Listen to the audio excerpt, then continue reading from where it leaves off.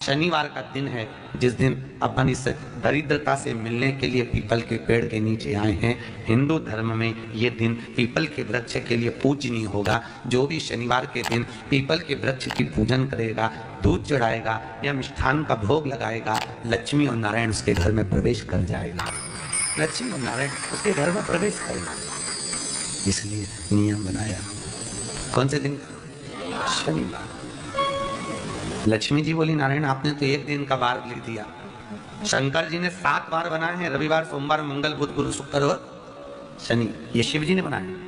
अब एक दिन आपने अपना बना लिया, बाकी के दिन अगर कोई इस पीपल के वृक्ष के नीचे आएगा और यहाँ तो दरिद्रता बैठी तो उसका क्या होगा? भगवान नारायण बोले, सुन दरिद्रता, तेरे से एक विनती है, अगर कोई भी मनुष्य इस पीपल के पेड़ के नीचे अगर 7 दिन में आता है और उसके हाथ में अगर कोई सामग्री होती है तो तू उसके घर में प्रवेश नहीं करे। नियम में पीपल के वृक्ष का या तो पानी का लोटा लेकर जाओ, कुंकू का चोपड़ा लेकर जाओ, शक्कर लेकर जाओ, या पेड़ के नीचे चींटी को डालने के लिए आटा ले जाओ, पर खाली हाथ पीपल के वृक्ष के नीचे कभी मत जाओ, कभी नहीं जाओ। खाली हाथ जाओगे तो दरिद्रता तुम्हारे घर में प्रवेश करेगी।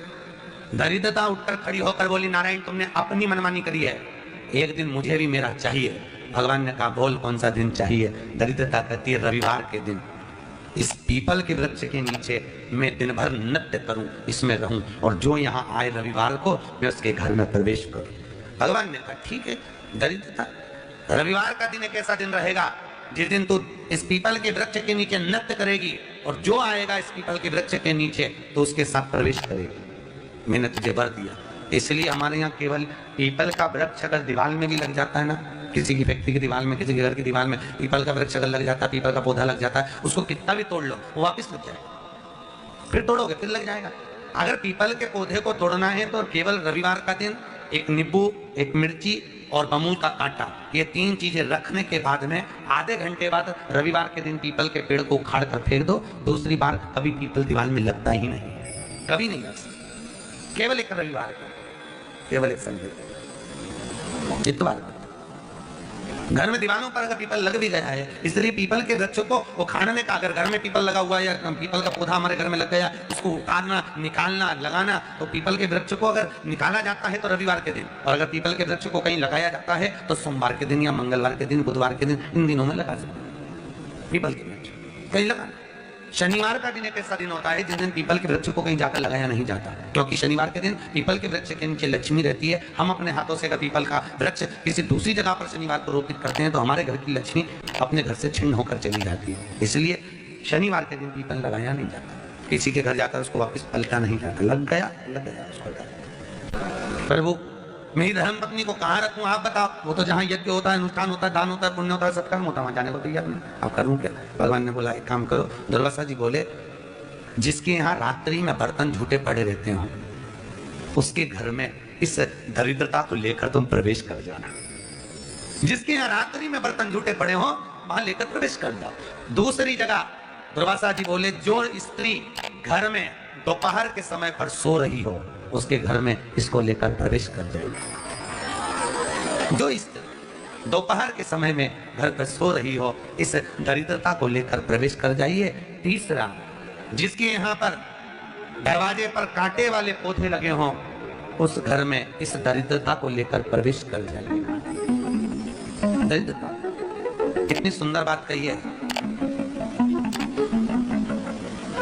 दाता और विधाता, कौन कौन? दाता और विधाता। लक्ष्मी और दरिद्रता के सबके भाई हैं। कौन कौन? दाता और विधाता। दाता को फिटकरी प्रिय, विधाता को नमक प्रिय। ये दोनों हमेशा लक्ष्मी को और दरिद्रता को दोनों को समझाते थे, दोनों में प्रेम बढ़ाते थे। आज भी हिंदू धर्म की रीति है।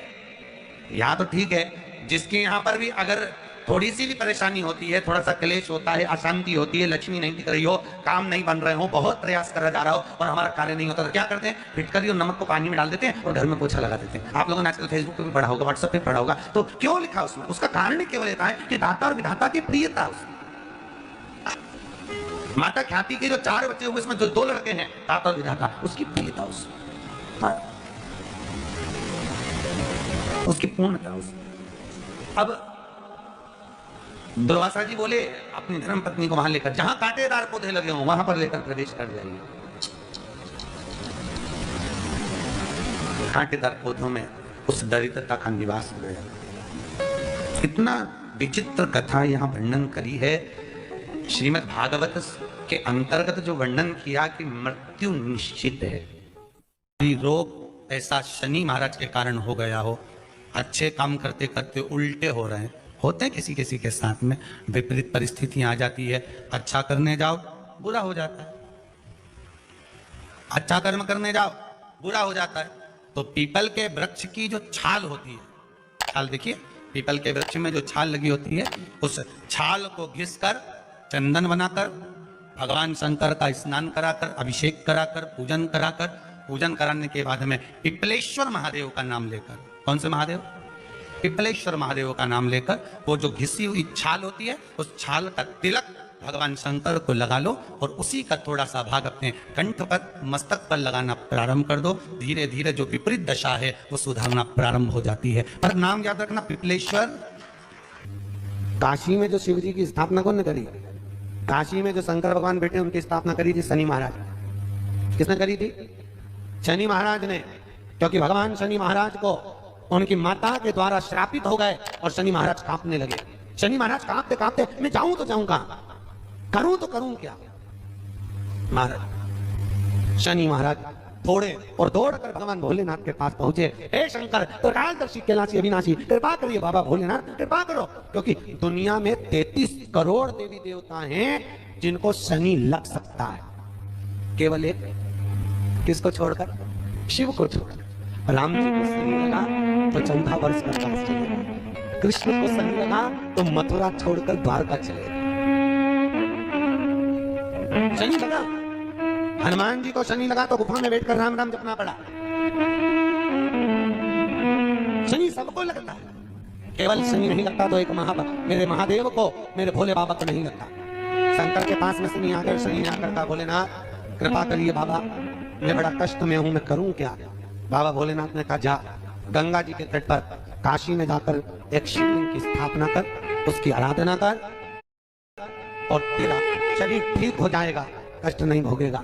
शनि महाराज ने काशी में जाकर शिव जी की स्थापना करी। आज भी नियम है, जिसको शनि लग जाता है एक काजल की डिब्बी ले लो और काजल की डिब्बी को 21 बार उतारकर उसको एकांत में जाकर, जंगल आदि में एकांत में किसी पेड़ के नीचे इतना सा खड्डा खोद कर उसमें काजल की डिब्बी को डाल दो और मिट्टी से पूर दो, उस व्यक्ति का शनि समाप्त हो जाए।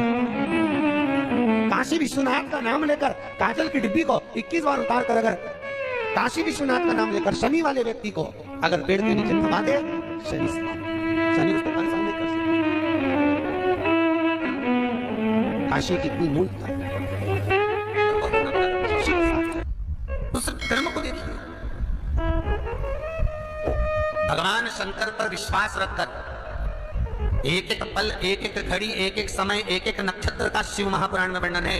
यहाँ तक शास्त्र कहता है कि पीपल के वृक्ष की जब भगवान शिव रचना करे, पीपल के वृक्ष की जब रचना करी गई तो उस पीपल के वृक्ष में भी कौन सा समय किसका है, ये शिव महापुराण वर्णन करती है। सुबह 4 बजे से लेकर 7:30 बजे तक पीपल के वृक्ष में ब्रह्मा जी का वासा होता है। 7:30 बजे से लेकर 10:30 पौने 11 बजे तक पीपल के वृक्ष में भगवान विष्णु का वासा होता है।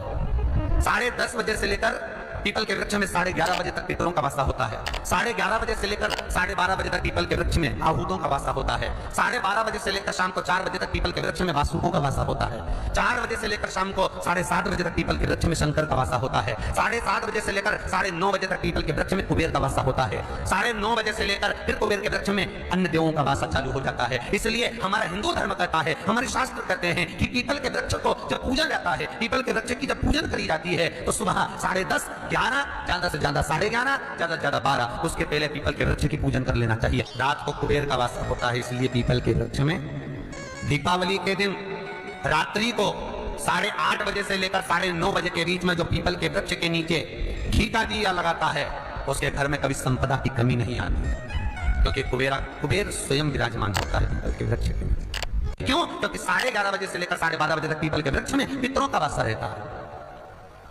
आहूतों का वासा रहता है, फिर वासुकों का वासा आता है।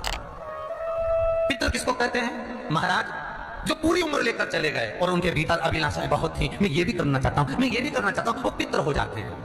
आहूत किसको कहते हैं? जिस माता के गर्भ में बच्चा जन्म ले और मर जाए। ये 6 महीने का गर्भ धारण करने के बाद अवर्षण हो जाए, जीव पड़ने के बाद 6 महीने के बाद अगर बच्चा गर्भ में भी शांत हो जाता है, कुंवारी अवस्था में शांत हो जाता है, जिसका विवाह नहीं हुआ ऐसा बच्चा जब शांत हो जाता है, अधोगति में कोई मर जाता है, सुसाइड कर एक्सीडेंट में किसी भी रूप में मर जाता है, तो वो आहूत कहलाता है। शनिवार के दिन जो पीपल के वृक्ष में सरसों के तेल का दीप लगाता है, उसको शनि कभी परेशान नहीं करता। एक बात हमेशा ध्यान रखिएगा, मान लो अगर कोई भारी रोग ऐसा शनि महाराज के कारण हो गया हो, अच्छे काम करते करते उल्टे हो रहे हैं, होते हैं किसी किसी के साथ में, विपरीत परिस्थितियां आ जाती है, अच्छा करने जाओ बुरा हो जाता है, अच्छा कर्म करने जाओ बुरा हो जाता है। तो पीपल के वृक्ष की जो छाल होती है, छाल देखिए, पीपल के वृक्ष में जो छाल लगी होती है, उस छाल को घिसकर चंदन बनाकर भगवान शंकर का स्नान कराकर, अभिषेक कराकर, पूजन कराकर, पूजन कराने के बाद में पिपलेश्वर महादेव का नाम लेकर, कौन से महादेव? पिपलेश्वर महादेव का नाम लेकर वो जो घिसी हुई छाल होती है, उस छाल का तिलक भगवान शंकर को लगा लो और उसी का थोड़ा सा भाग अपने कंठ पर, मस्तक पर लगाना प्रारंभ कर दो। धीरे धीरे जो विपरीत दशा है वो सुधरना प्रारंभ हो जाती है। पर नाम याद रखना, पिपलेश्वर।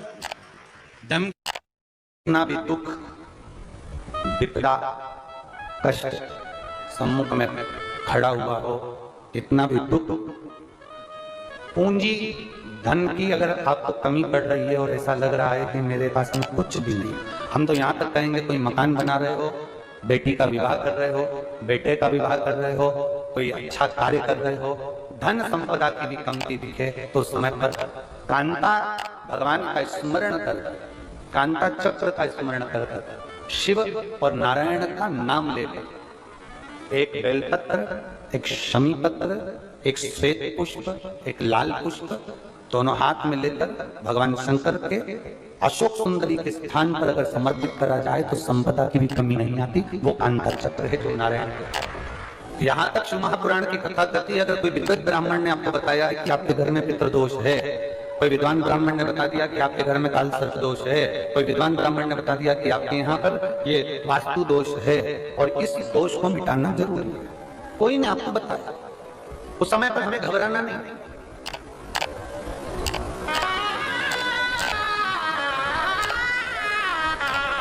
उस समय में घबराने का क्रम नहीं है।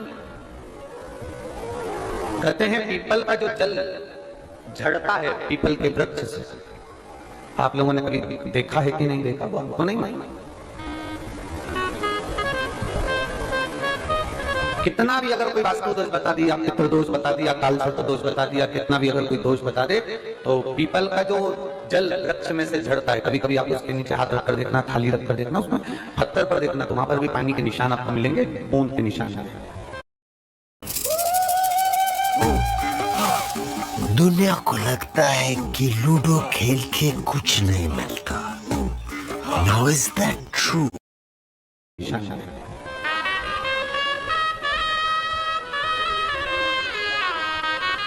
मात्र उस पीपल के वृक्ष के जल की एक बिंदी, एक मात्र बिंदी, शंकर भगवान का जो शिवलिंग है जलाधारी है, चरण है, गणेश कार्तिकेय का स्थान है, अशोक सुंदरी का स्थान है, और प्रत्येक जलाधारी में से पानी बीच में से आकर नीचे की ओर गिरता है, नीचे की ओर गिरता है। आप लोगों के स्मरण में हमने पहले भी बताया कि राइट में किसका स्थान है? गणेश जी का, लेफ्ट में कार्तिकेय, बीच में अशोक सुंदरी। ये क्या है? पार्वती जी का हस्त कमल, शिवलिंग, और ऊपर से जो जल एक एक बूंद शंकर जी के शिवलिंग पर गिर रहा है वो शंकर जी की 5 लड़कियां, जया, विषहरा, शामलीवारी, दौतली और देव, शंकर जी की 5 लड़कियों, एक एक बूंद पानी शिव जी पर गिरा। जहां जल नीचे गिरता है उस स्थान से जहां तक जल बहकर जा रहा है उस स्थान तक 33 कोटि देवताओं का स्थान, 33 कोटि देवताओं का स्थान। अब जहां पानी आया, जहां नीचे गिरा, उसके बीच में जो स्थान होता है, आप लोगों ने देखा है कि नहीं देखा? जिनने देखा है जरा हाथ उठाओ। ये पानी जैसे यहाँ तक आया और यहाँ के बाद नीचे गिरेगा, तब वो नाली के माध्यम से बाहर जाएगा। तो जितनी दूर यहाँ से वो नीचे की ओर जो गिर रहा है, यहाँ से वो नीचे की ओर जो पानी जा रहा है, ये जो स्थान होता है, ये हमारे 3 दोषों को निवारण तुरंत कर देता है। एक हमारा पितृ दोष, एक हमारा कालसर्प दोष और एक हमारा वास्तु दोष का निवारण ये तुरंत। और ये तो हमने केवल आपको शिव महापुराण के माध्यम से बताया कि ये 3 दोष का निवारण कर देता है। पर यदि कभी आप ध्यान से लिंग पुराण को पढ़ेंगे, आप यदि लिंग पुराण को पढ़ेंगे और गीता प्रेस गोरखपुर की लिंग पुराण को लाकर यदि आप पढ़ते हैं, या गीता प्रेस गोरखपुर की शिव